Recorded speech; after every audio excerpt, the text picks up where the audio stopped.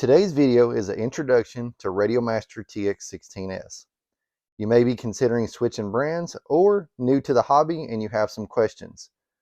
Some of those questions may be, which version of TX16s should I get? Which protocol version should I choose? What kind of SD card do I need? Do I need internal or external modules? And lastly, what type of battery should I pick? All those questions will be answered in this introduction to the TX16s. So let's get started. First thing we'll talk about with TX16s is the different models that are available. You have models ranging from the 199 Basic to the 379 Max with AGO1s. The 199 Basic is a great value because it's going to give you the same functionality as the other models, just without the added bling or upgraded gimbals. The 199 Basic will come with the color touchscreen like this one, the two scroll wheels at the top, the sliders on the side, the upgraded external bay module bay on the back, and 16 channels. When you move up to the next model, you do have one that's a small upgrade, which has the carbon faceplate like this one has. It's called the Basic Carbon. So it has the carbon fiber looking faceplate, and that's the only upgrade. The biggest difference actually going up to another model is this one we have here on the test bench, which is the Max version. The Max version is the basic model where they put the carbon inlay we just talked about, and you have the aluminum bits such as the model and setup buttons, the 4 extra buttons here on the left side, the scroll wheel, the lanyard mounting point and the power button, the scroll knobs at the top, and the metal switch nuts. Those are all aluminum on the Max edition. Now you do have the standard gimbals just like the basic model on this one. However, they give you the black stick ends as opposed to the silver that comes standard. Next, we have the version that's one step above the Max, and it actually goes backwards just a little bit when it comes to the metal parts, and that is the base model with the AGO1 CNC aluminum gimbals. The model I have on the right is the Max with AGO1, so it's kind of in between the base model and the top of the line model, and that's why it's actually $329. So if you take the base radio, which would normally have these gimbals, and put the AGO1 CNC machine gimbals you see on the right, that's going to be the $329 radio. So the reason why I say it's the basic, because it doesn't have any of the aluminum gimbals we talked about just moments ago, and you get the AGO1s. Now the radio on the right is the top of the line radio, which is the Max with AGO1s. This radio is $379, and this one comes with all the metal bits that we talked about earlier, and it includes the AGO1s. So basically you get all CNC aluminum machine parts with the buttons, the scroll wheels, the knobs, the switch nuts, everything we mentioned previously that's on a Max model. However, you do get the AGO1s as well. And you'll notice when you get AGO1s, it does come with different stick ends. These are what's called the Radiomaster Sticky 360 ends. So a little bit of a extra upgrade there when you do have the AGO1s, as opposed to the regular stick ends that the other versions come with. Now you've selected the version of TX16s that you want. Next is to consider which internal module protocol that you want. You have two versions available on the TX16s. You have a 4-in-1 internal module and an ELRS internal module. The 4-in-1 internal module will allow you to connect to different brands of receivers such as Spectrum, Lemon, Orange, FreeSky, FlySky, Futaba, and many others. So if you want that capability of using your receivers that you have now, or you want to connect to a bind and fly airplane, or you find a pre-owned airplane and you want to be able to connect to any of them with the receivers that they're currently equipped with, then you can do that with the 4-in-1 module. The ELRS module is going to be a newer protocol which is supported by Radiomaster that gives you longer range, better latency, and lower price receivers. So you can go with either version that suits you the best depending on the application you're wanting. We'll get more into the details in a later video of the biggest differences and advantages and disadvantages going ELRS or 4-in-1 module.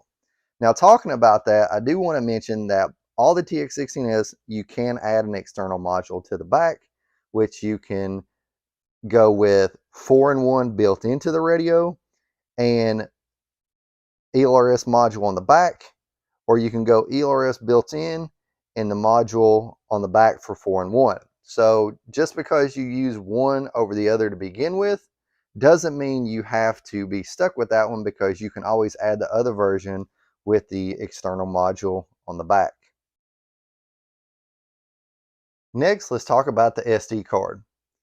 When you get your radio, you'll have a basic SD card installed, and it's minimal capacity, but also it's a slow data rate. So you want to consider getting an SD card upgrade for your TX16s to get the smoothest functionality and the most efficient functionality. And when I'm talking about that, it's such as stuff like clicking on model and clicking on like a tab and scrolling through to different things, such as lists like this. Now, small lists, such as the protocol list here, there's not really going to be a difference. However, when you start talking about powering up the radio, talking about going between models, and especially going through the special function list when you're scrolling through different audio callouts and value callouts, that's when you'll notice the biggest difference. SD cards, and when I mention SD cards, I'm talking about micro SD cards. Micro SD cards are so inexpensive nowadays, and you can get a lot of capacity. Just go with the one that you can find that's a good speed at the lowest price. And the reason why I say that is when you go with some of the more high-end ones, yes, there will be a difference. However, the difference of money spent is going to be minimal. You'll notice here I've just got a SanDisk Extreme 32 gig. Now, talking about the capacity, that's another thing when it comes down to price, is you can get a big capacity card, 32, 64, 128 and above, for not much more than each other. However, you can realistically get away with using a 1, 2, or 4 gig card on a TX16s. The reason why is because the files do not take a lot of space. So therefore, even if you have a bunch of things going on like pictures, models, audio files, etc., it's still not going to equal up to a lot of information. So any of those cards will work. Next is the two add-on switches / buttons that you can upgrade as well on the TX16s. Now, the SD card we were talking about just now, that's a must, definitely recommended. These two features I'm about to show you with the back right switch and the button on the back are definitely optional, because you can set the radio up fine out of the box. However, what I'm talking about is the back right switch. You'll notice that on the stock radio, it's a momentary switch. So when you push it up and let it go, it springs back. The radio on the right has a two-way toggle. You use half of what's called the reverse kit. And the reason why it's called the reverse kit, it's made to move the momentary from the right side over to the left side and make that a two-way. However, if you just use half the kit, it gives you a two-way switch on both sides. That's easy to install, and the cost on it is around $9. The other upgrade that you can get is on the back. You will notice on the back of the stock radio, you have a plug inserted where the button goes if you want to upgrade and add a button to the rear, which I've done to the radio on the right. The button can come in 4 different versions. 2 of the versions is just different colors. You have a red button or a black button. The other 2 versions is in either one of those color, you can get a momentary or a two-way position. Now on this radio, I converted the momentary to a two-way position, so I wanted to add a momentary button on the back. You can have both of them be two-way position, both of them be momentary. There's no conflict either way you want to go. So you'll notice this button on the back, it's just a momentary button now. Last but not least is battery selection. Reason why this is important TX16s don't come with batteries out of the box. So you need to look at a battery solution. At the top, what we do have it comes with is the battery tray for 18650 batteries. The benefit of going with this route is two things. One is the low cost of the three options, and two, it is the lightest option of the three. So when you have a TX16s and you use this battery option, that will give you the lightest configuration. The downfall is these are typically smaller milliamps than the other two options, so they don't last as long. However, that will allow them to charge quicker to full charge, and you don't have an XT30 plug. Next, you have the 5000 lithium ion. This is going to be the middle option as far as cost. It's more expensive than the 18650s, however, not as expensive as the 6200s.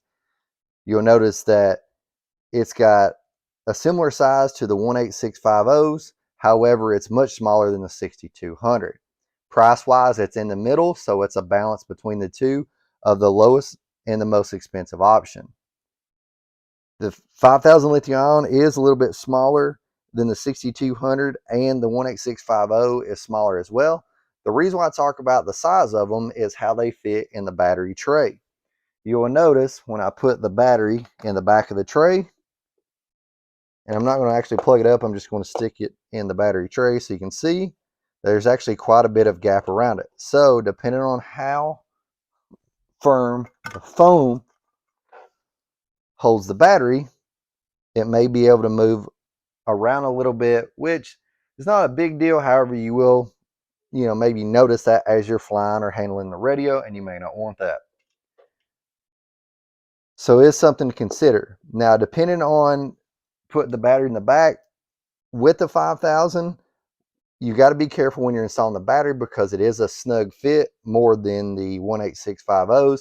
Some users have complained it's been very tight and they've actually had to trim the top piece.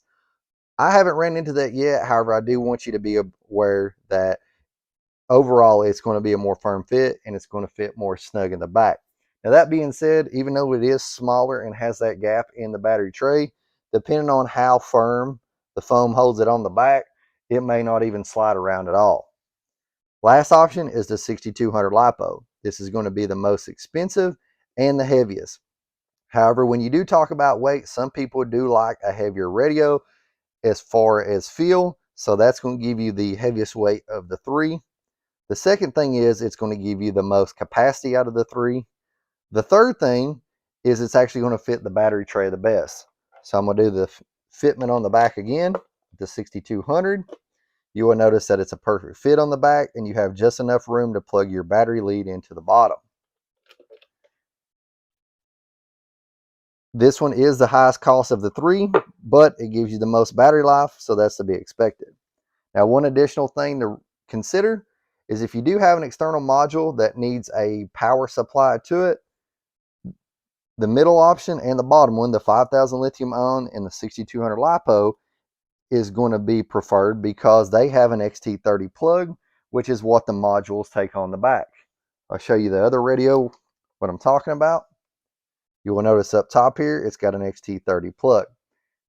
Now, do keep in mind that the modules, such as the Radiomaster Ranger Micro right there, it gets its power off the expansion bay. So you don't actually have to do that. But I do want you to be aware of that if you do have something that needs to be powered or you want to power it with an extra plug like that.